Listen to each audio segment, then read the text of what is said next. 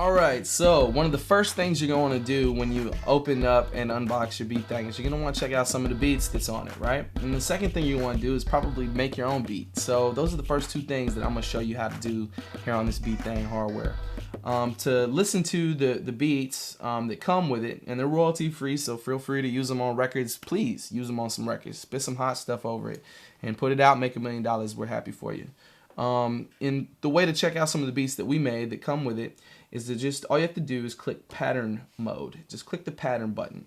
It should be the default setting, but if you get lost, always come back to the pattern button. And then you can just twist this knob here and you can scroll through the patterns that come with Beat Thang. So I just find one that I want to play here, right here. And then I can either click the load button or I can press enter on the knob and that'll load it up. Hit play and it plays that beat.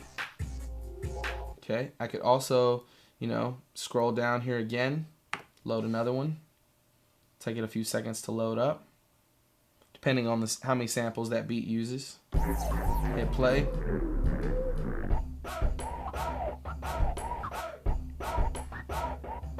Just like that.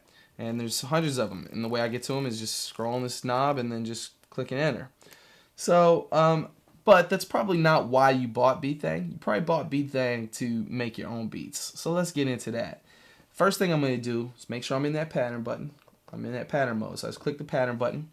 Then I'm going to click new here on the main screen. This little button right under new. Click new.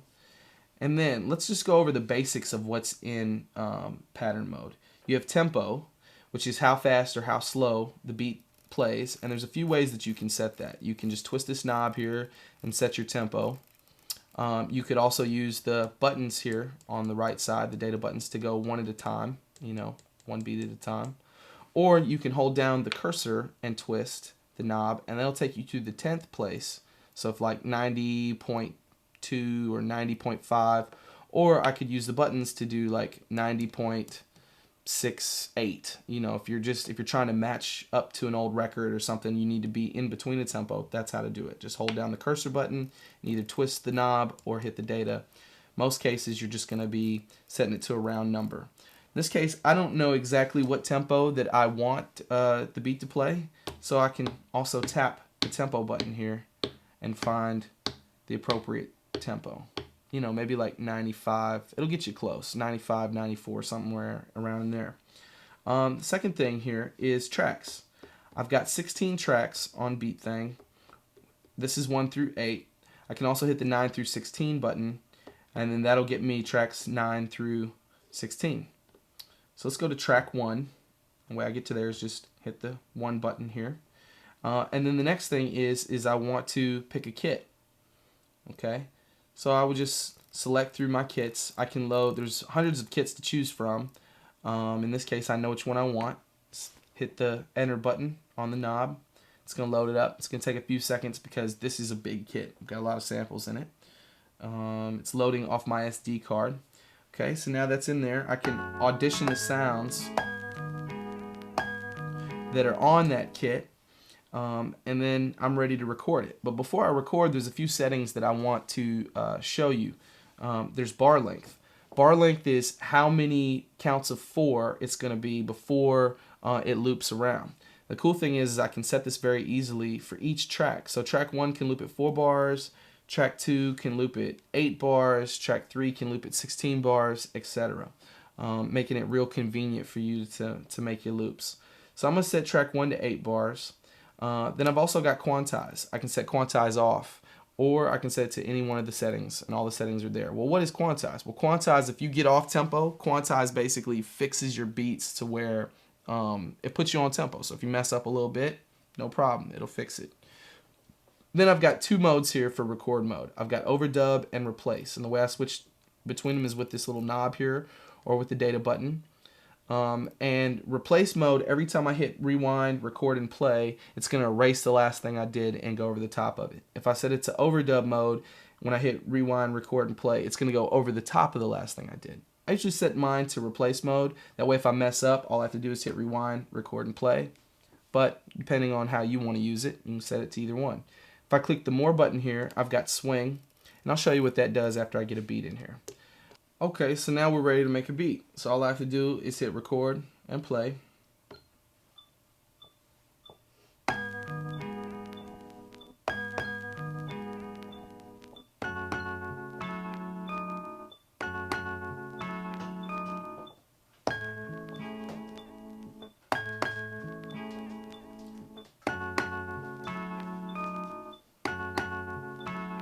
Now it's gonna loop.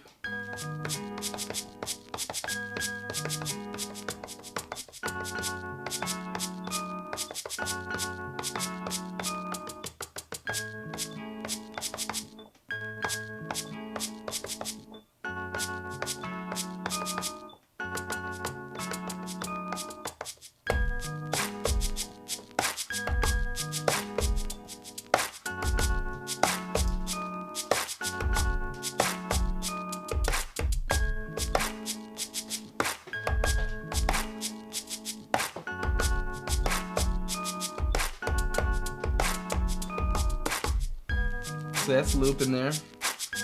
Can keep adding stuff.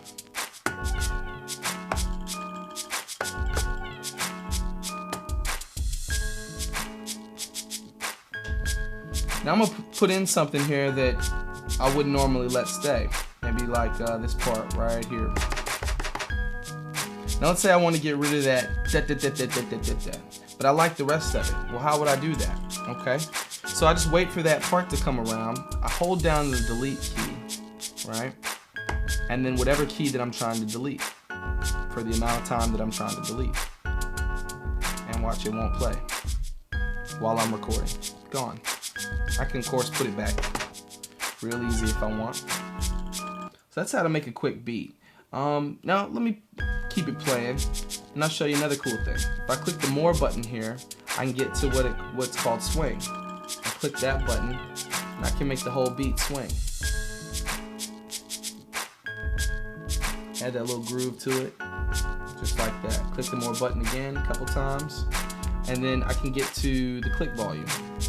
Click volume is how loud the click track is. You can also make the metronome or the click play while the beat's playing, or I could set it to just record. Now I'm back to my main screen here. I could flip the whole pitch of the whole beat just by moving the pitch knob. Or I could pitch it up. Release it and it goes back to normal. I can sequence that too. So let's say on that last 4 bars. So I can sequence the pitch as well. So that's pretty much pattern mode. That's the basics of how to use it. I could go to track 2 and then I could, you know, put some bells or something else in there if I wanted to. Let's put like a, see, remembered my pitch. Let's pick a little bell here. And then I can use my bank up and down buttons here to get to the different.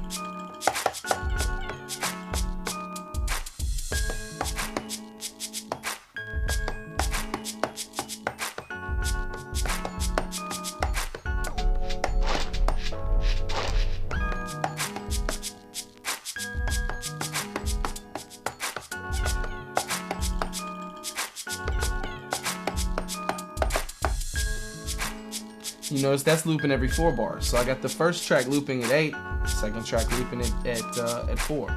And I could have track 3 loop at 16. So real easy, simple, and I could rewind to just to do the